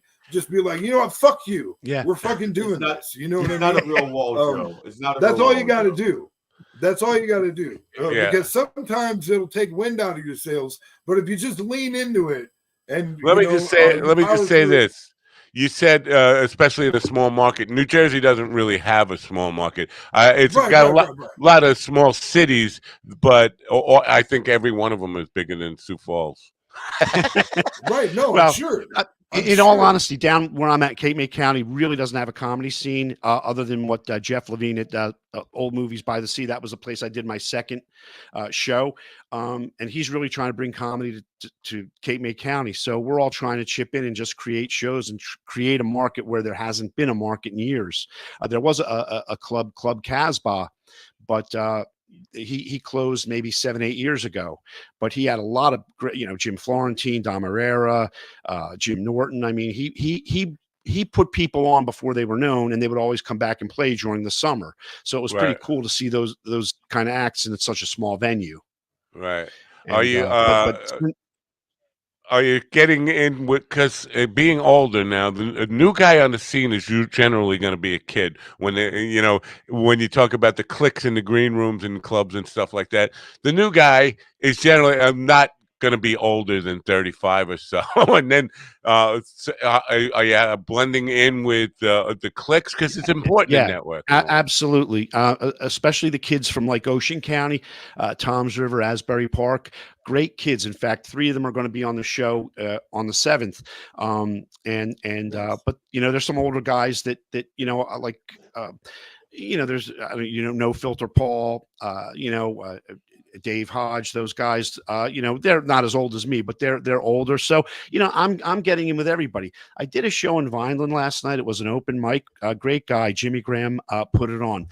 But there were some guys that were from the Philly area, and they seemed to have a bit of an attitude like, hey, their shit doesn't stink, and they're funnier than anybody else on the stage. And it was kind of a weird vibe, because that's the first time I've experienced that. It didn't bother me, but it was like, we're all in this boat together. Nobody's got a Netflix special, so just shut the fuck up and get along. But they just didn't. I don't think they wanted to. That's a great attitude to have. And even when you do get that Netflix special, like, remember that there's thousands of people that, like, if they had the right resources or the right people behind them, would flourish if they had a special that was put on the mass market. You know what I mean? Like there's no end to the amount of people that are funny, because comedy is so subjective. You know what I mean? And there's a lot of talented people out there, a ton of talented people.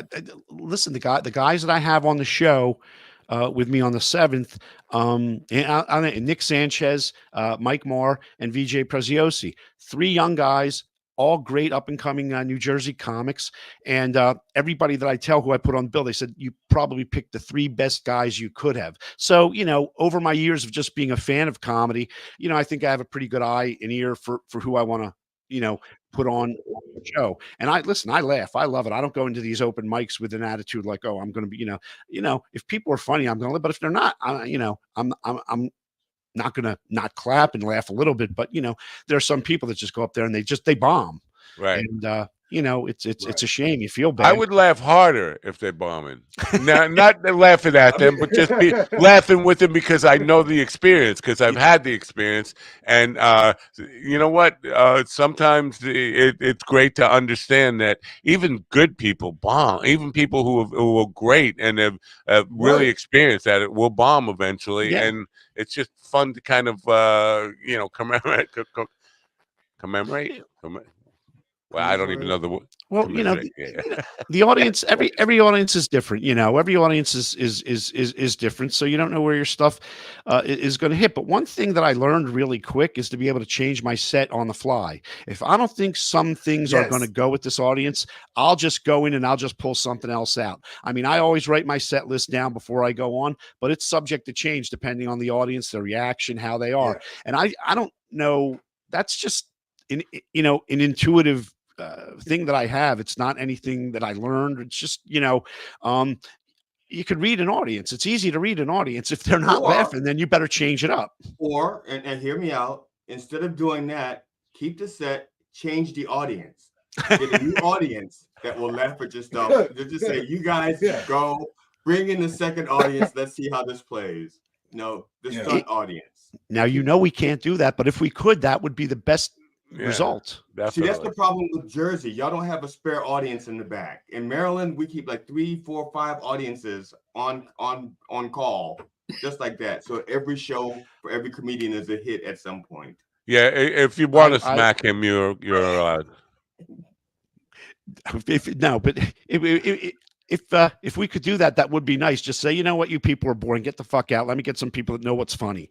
But exactly, that's what you do. I mean, but short of that, I think your solution of being able to change your set on the fly is workable. I think it'll do you good in a jam.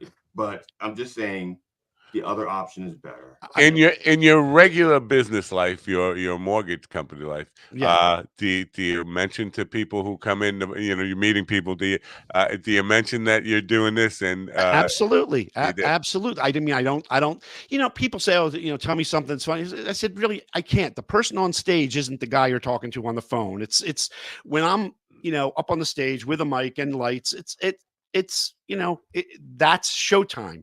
When I'm at my desk, I'm not. I mean, I could still be funny, but it's not going to be stuff that I'm doing in the show. No doubt about it. Listen, last year I was working on a film, and one of the camera people said he was going into stand-up comedy, and the guy who was putting the money behind the production said, "Oh, let me see, make me laugh, do some of your act." And the guy wanted to smack him, and I felt bad for him. It's like that you know what? That's somebody who doesn't understand the nature of the business and what stand-up comedy is really all about. But trying to put him on the spot, do your act for me here right now, But I'll tell you where this has benefited me, because I don't tell people I'm a mortgage broker. I tell them I do stand-up comedy. So there's a woman that I do business with at a lender, and she has a broker in PA that's best friends with Steve Trevino. So she said Steve Trevino likes to put up and coming unknown guys up for 5 minutes on some of his shows. So I sent a couple tapes to her. She sent them to the friend. The friend loved them. He sent them to Steve Trevino. I will be doing 5 minutes for Steve Trevino at the Kirby Theater in Wilkes-Barre, PA on April 26th. Very cool. Because Good I for told you. her. And I was down in Florida a few weeks ago, and I was by myself, and I went and had a steak at the W. Had a great steak restaurant in Fort Lauderdale, and I'm sitting at the bar next to a guy, and this guy he said, oh, you do stand up? Make me laugh. So I figured, all right, I'll do a few things. He grabs me by the arm. He said, my wife's cousin is one of the biggest booking agents of U.S. comics in England. Send me your stuff. I think he's going to like you. Now, I haven't heard from him, so that was a long shot. But just, you never know who you're going to tell. No. Yeah. You got to put all your irons in the fire. Those lines out there, man. I would say, if I could give you one piece of advice, is get some information about you online somewhere, because I did try to Google you and I got your business thing, and now it does say stand-up comedian. I was like, how does this work? Whatever, Green Tree or something is your business or something? No, like Benchmark Mortgage. Benchmark. I'm sorry, I don't know what Green Tree is. Somebody else. But Chase Baraka Comedy is where. Yeah, but I got your LinkedIn page where it says stand-up comedian at Benchmark. That's I've got a girl working on all this. By probably mid-March, I will have a complete everything will be all, everything, TikTok, Instagram, YouTube, Facebook, Yeah. LinkedIn, Yeah. everything will be all integrated properly. It'll be branded. It's just, I did this so quickly. I didn't know how to go about doing all this online stuff in Right. terms of, so I just kind of did it half-assed. My son makes fun of me. So I figured, all right, there's this girl I know from the gym. She does marketing. We talked. She said, okay, I'll help you with this. So Yeah, Mary, is her name Mary? no, Ashley. Is Mary one of the That would've girls in been one of great, those though. That would've been pedophile songs? We have another Bourne. New Jersey comedian who has a girl named Mary Bourne. There she is. She's looking you up now, by the way. Mary Bourne is helping out a New Jersey-based comedian with those kind of things. So Yeah, tell her to reach out. Listen, I'm looking for a team. I'm not doing this. I'm doing this to have fun, but I would like to see how far I can get. It's just going to be interesting how far I can take Right. this. And, I think you need a good team to I get like you there, because the urgency that you have behind you, for real. We don't Well, have a because lot of years left. When you started, that's it. That's yeah. Yes, well, that's it. that's one of the bits I do. I tell people I'm going to turn 63 this year. They start clapping. I say, no, wait. People ask me if I'm going to have a party, and I say, hell no. At this point in my life, it's not a celebration; it's a countdown, and it really is. Because once you hit that point of no return, where you've lived longer than you have left to live, it's a countdown, right? Well, not for me. For me, it's a total celebration because I never expected to live this long, and I am. You know what? We're all going to live to 140. I'm actually a year. I'm putting a year ahead of myself because I want to celebrate my next birthday as saying, yeah, I can't believe I made it. I thought I'd be dead at 54. I was certain I'd be dead at 54. So every year after that, it was a bonus. And now, you know what? I'm loving turning the numbers and putting actually one more. Don't get me wrong. I love being here. That's the alternative would suck. Yes. But I have to be realistic. I'm not going to be 124. I'm not going to be 110. We can help you with that. We can. Okay. We can. Yeah, the guest yesterday has a product that will help you live to 100, 140. We got a guy for that.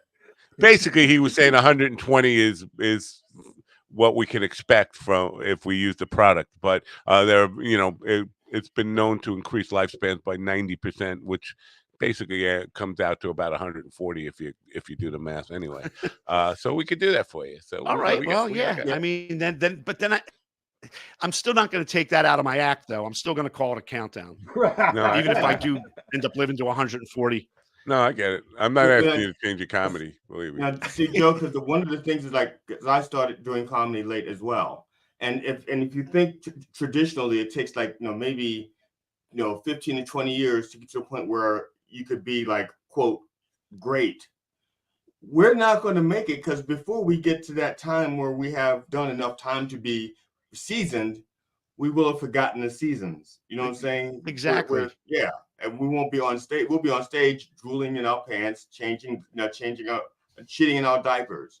We don't have, so we have a different sense of urgency. No question about it. My sense of urgency is to just document the fact that I was here doing comedy, because no one's going to know me nationally. Maybe 30 years from now, somebody be looking through YouTube and go like, shit. That's the fourth show I've seen by that black guy, and I'll be like, he looks familiar. Could be me. So yeah. Well, there are different expectations for different people. Now, we don't expect big things from you, but we do expect big things from Joe. Well, that's true, but that's because I don't know anything about comedy. So any laugh I get is a gift. Well, and plus you're doing it. You're here every morning. You're wasting every morning being here while Joe is working on getting shows for that night and writing new material and working on his act. And you're wasting it here with us and doing this. You think I'm paying attention to what you guys are doing while we're talking? I'm working on new material as we speak. I can't believe you just called Coffee with the Dog a waste of time. That's so mad. What? Think more highly of our, this is the quality product we're giving to while we're on the air. I'm actually writing a sketch for Politipod. I I mean, how many shows this morning are talking about the songs about pedophiles? Oh And yeah, I young want to go girls? back to that because nobody's going to Yeah, win the shirt yeah. anyway. I don't even know what number this is on the Got list. any guesses, Joe? You have any guesses, Joe? A Nickelback song from 2005. Any guesses on that one? What, Nickelback. a Nickelback song? Not Nickelback. Not It's Nickelback. if this is a clue, it's 3 minutes and 6 seconds long. It's in the key of G major and a How many tempo of beats? 155 beats per minute. Oh, 155. Oh no. Okay, no, that was that. And That it's was mastered at 158. -3 dB, Not which is kind of hot. Rockstar, not Rockstar. No, Anim- Rockstar is 154. Yeah, 154 probably beats is per minute. Rockstar. Animals. Yeah. Animals. Animals. I don't think that's 155 beats per minute. It is exactly 155. I don't know. I think we can agree to disagree then. I don't think anybody's going to win the shirt today. So, and this has been like a week since Shavola won the shirt. By the way, Shavola's shirt is here. I got to get it to him. And it's the other one was Kelly, which is on the way. But so 1980, Benny Mardones. If you don't know, maybe the name of the artist doesn't stand out, but you have to know this song. 1980, Benny Mardones song. No, any guesses? GD, you got to guess it. Joe was around. He's old enough to remember this song. I remember the song. I have to, but the very first line is, "She's just 16 years old. Leave her alone." Oh. I know the song. I just don't know the title. But yeah, that was he was a one-hit wonder, right? I mean, that was his only song, right? Yeah. Into the Night. Song. Into the Night is the name of the song. I forget, somebody else wrote that song though, because I saw them. Ruben Mardones, I guess. I don't know. Somebody was on a Rick Beato interview and was talking about that song because it was about a girl who lived down in the apartment next door or down the hall from him, and she was pretty hot, and the guy said, "No, she's 16 years old. Leave her alone." And that's where the song came from. Undertones, 1979, Teenage Kicks. Don't Stop the Underground Avengers. I don't know that one. Beat 'em Up, Buckshot. Yeah, this is a really terrible list. Every list I pull up, Big Facts by Buckshot, 2022. Hold On, The Underground Avengers, 2018. Simple Man, The Underground Avengers. The Underground Avengers seem to be a bunch of pervs. One More Night, The Underground Avengers in 2019. Reprisal, Buckshot. Thanos, The Underground Avengers. Man, I'm willing to bet that this list was comprised by the Underground Avengers, and they're just trying to get their they're name fast. out Yeah, there again. could be. Yeah, almost always. Something. All right. So again? Where do you get these lists, man? I just Google it. No, I think Matt pick the first one. I think Matt goes to Goodwill and buys them secondhand because every last one of these lists is broken and used. And yeah, so fucking out of date. Yeah. These are dollar store lists at best. I will say Motley Crue has got like 4 songs on here. It's starting now. Okay, Matt, you have my permission. Take a little bit out of my paycheck and a little bit out of Will's paycheck and spend a little bit more on those lists. Because those lists. I don't spend a dime on these lists. Now, Guns N' Roses. Hey, or our Sweet Child of Mine. What a go getting. Guns N' Roses, Sweet Child of Mine. Come on. Now this one I don't see as a about underage girls at all. Lynyrd Skynyrd song from 1974. Ooh, that smell. That's about heroin.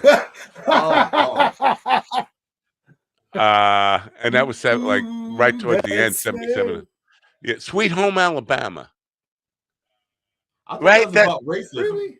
Really? It is definitely. Big Wheels Keep on Turning, Carry Me Home. See My Kin, singing songs about the sales. They can. So they're dating their brothers and sisters. Okay, I got it. I think it's a sin. Give me a break. No. That ain't about underage girls. That one. No, it's about dating your relatives. Take me Yeah, home to my that's an incest song. Yeah, it's an incest race. It's a racist incest song. All right, nobody's gonna win the. You know what? Turn On Your Radio is a song in the list. Now it's not my Turn On the Radio by Autograph, 1984. A lot of Motley Crue songs on here. I'm just scrolling through them. The number one song, the one that was going to win you the T-shirt, is a Motley Crue song called "Wild Side." And that's Sweet Caroline. Oh, yeah, all right. Kneel down, ye sinners, to streetwise religion. Greed's been crowned the new king. Hollywood dream teens. Hollywood dream teens. Yesterday's trash queens. Okay. So that's it. Sorry, man. Nobody wins to share it again. I'll try to pick better lists. There's a list of 10 jailbait songs. That probably What you guys. in the hell, bro? Why this subject matter? I don't understand. Why He's overcompensating for yesterday's movie list. All right, you'll now. Yeah, on the 10 jailbait songs, I'll roll through these really quick. Number 10 is 5 Short Minutes by Jim Croce, who we talked about earlier. 17 by Winger, which was mentioned. I Saw Her Standing There. Everyone's Gone to the Movies by Katie Lyde. I don't know that one. Jailbait by Ted Nugent. Young Girl by Gary Puckett in the Union Gap. That's the one I would have. Sure, yeah. Christine 16 by Kiss. I Like Little Girls by Oingo Boingo. They're not on the list. Don't Stand So Close to Me that you guessed before. And tonight I'm gonna rock with you. I'm gonna rock with you tonight by Spinal Tap. Any Crack the Sky songs? That's a That better Young Girl song. I remember learning that and then like getting older and realizing like this is a fucked off song. There's a lot of them. Well, that's why I picked that category, because there's so many of them. Again, 51 doesn't even touch. It's really entrenched into the culture. I think that's one of the things that people don't realize is how deeply entrenched into the culture the problem really is. You know what I mean? Right. Well, when they start having songs about young boys, then I think we've gone too far. That's all I'm going to say. Nobody's writing songs about the Supremes. I'm trying to think if that's about her. If she's that young, I know she's. Let's see. She's still living in a tenement slum, but she could be an adult there. Yeah. Anyway, let's go back to Joe and his comedy career. What a nice segue. Yeah, Pedophiles nice segue. to Joe. Pedophiles to Joe. Yeah, got any pedophile jokes? Those glasses, I'm sorry. Yeah. Got any pedophile jokes in your act? No. No. Listen, I'm too early in my career to get canceled. That would be a cancel item. Now, I don't think this whole. I think we talk about getting canceled. I think if you establish yourself with an attitude, you become uncancelable. Like Anthony Jeselnik. I think he says shit that you would expect to get canceled from. I mean, every single one of his jokes is really dark and about some real, like he has songs about running over a little kid, jokes about running over a little kid, on the way to the show tonight. I mean, basically stuff that would get you canceled. I think if you set the tone for yourself as somebody who just says bad shit, I think you insulate yourself from the whole cancel culture attitude. Right? A lot of my stuff is really true stories, just my crazy life. Now I should say there is one thing, and it's a story I tell. My mother, and this is true. My mother bought me the shirt. She didn't think I knew my name when I was a little kid, so she bought me this shirt that said, "Hello, my name is Joseph John." And then I tell the audience, I said, thinking back on that, my mother was serving me up to the pedophiles on a silver platter with that shirt. So I get, but I never actually got touched. But I got propositioned by men in vans, but that was the extent of it. So where's the line of pedophilia? Do you actually have to be touched, or is it just being gawked at and harassed by crazy men in vans? It sounds like you're in a pedophile friend zone where they don't want to touch you; they just want to keep you in their circle, but they don't want to molest you.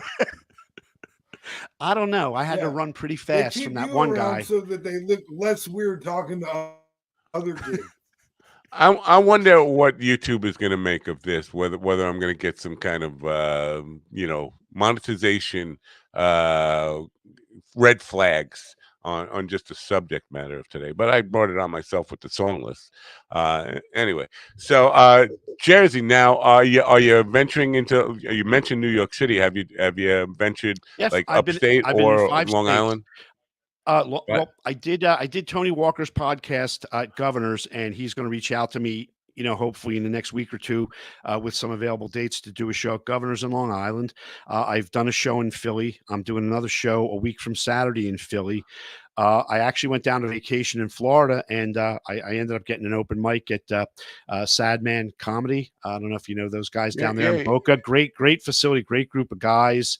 Had a good time down there. So I've 5 states right now. I've performed in a little over 2 months. very good, man. Very, very cool. Now, do you have you thought about going to Austin at all? And or you?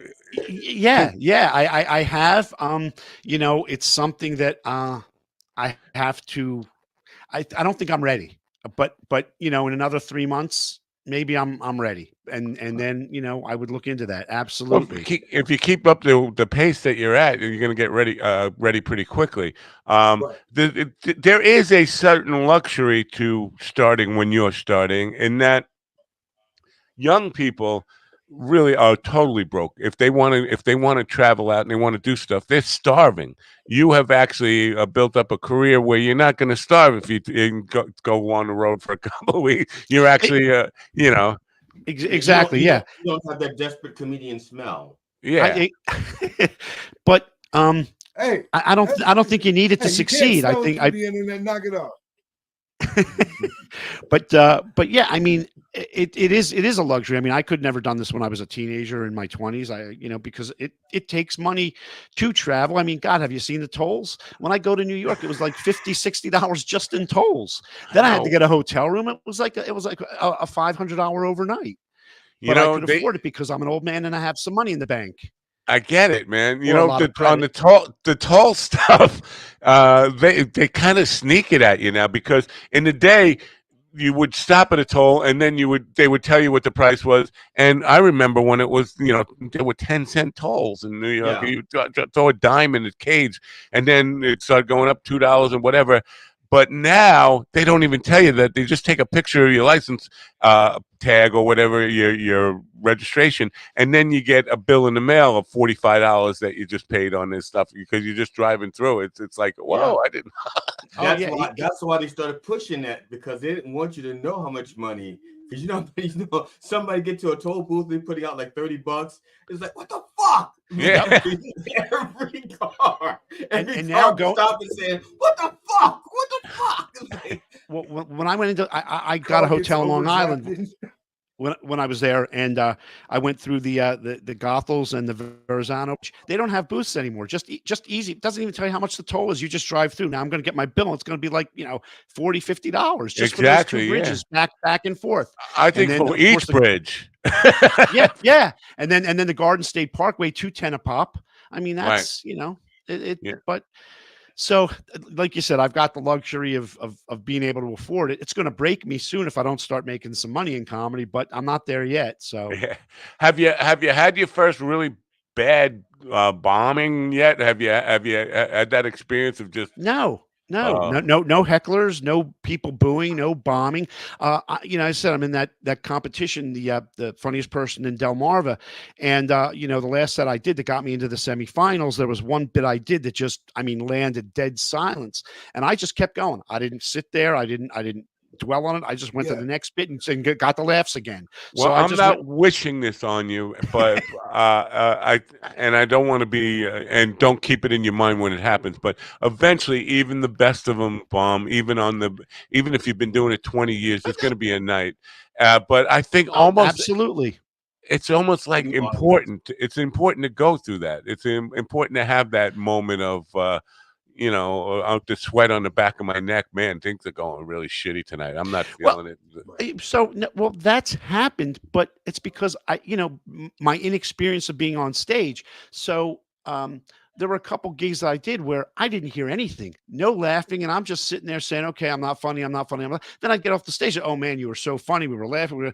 And I guess it's just because some venues have monitors, so you're not really able to hear the audience, especially if they're sitting farther back and it's not a really crowded venue. Right. So I did have those experiences, but then they sort of self-corrected because people came up to me and said, "No, we were laughing." Well, I couldn't hear you, but I had the sweat on the back of my neck, and you know, and sitting there saying, "Okay, do I just end it here and just get the hell off the stage?" You know, but you know, I just do my set. I do my set, and if they laugh, they laugh. If they don't, they don't. You know, I what I always say is, it's not like the old days where they could chase you with pitchforks and set you on fire. They could boo, they could heckle, and that's about it. And then I know where the exit is, and I'll just run out the door. But, you know, so far, so good. Yeah, the worst day in show business is still better than a real job. Than doing mortgages. Absolutely. Hey.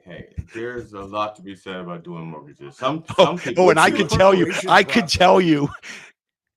It's a miserable business. It was good, and now with all the guidelines are tightening again, it's getting miserable again. Wow. So I'm looking for an exit. Speaking of Tony Walker and governors, and these guys have one job, and really that's to remind me to say goodbye to governors at 10:45, and they always I forget. thought about it earlier, but that's Willie's job is to remind you. Willie's job is to remind you at 10:45. My job is to remind you at 11:01. Okay. Well, we are saying goodbye to Tony. To 10:45. So get ready for Knock 'em Dead comedy with Tony Walker on Govs. I hope